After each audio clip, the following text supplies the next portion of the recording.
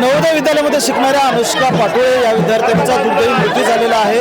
आत्महत्या तिने केली अशा प्रकारचं माहिती जी आहे ती नवोदय विद्यालयातून देण्यात आली होती। मात्र नातेवाईक सातत्यानं आक्रमक होताना पाहायला मिळतात, आंदोलन करण्यात येतात सातत्यानं। विविध पक्ष संघटनांच्या माध्यमातून आज आंदोलन करण्यात येत आहे, मोर्चा काढण्यात आलेला आहे। लातूरमध्ये अण्णाभाऊ साठे पुतळ्यापासून ते जुन्या जिल्हाधिकारी कार्यालयापर्यंत हा मोर्चा जाणार आहे।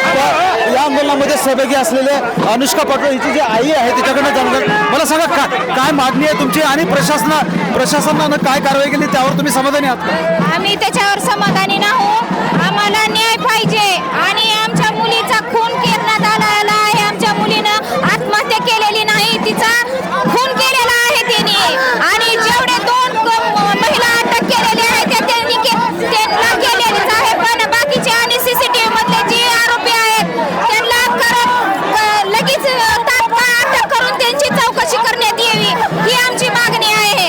आमच्या मुलीला 1.5 महिना झाला तरी आम्हाला अजून काही सध्या पोलीस प्रशासनाने माहिती दिली नाही, साहेबांनी काही माहिती दिली नाही। SIT लागली त्यांनी बी अजून त्यांचं चालू आहे की तुमचा तपास आणि चालूच आहे एवढंच सांगतात। आज माझ्या मुलीला 1.5 महिना झालेला आहे।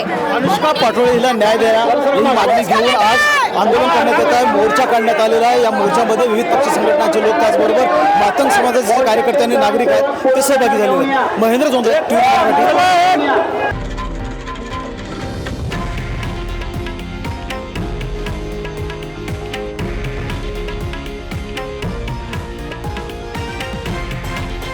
हे आहे देशातील नंबर 1 न्यूज नेटवर्क आणि आपण पाहत आहात TV9 मराठी, एकमेव।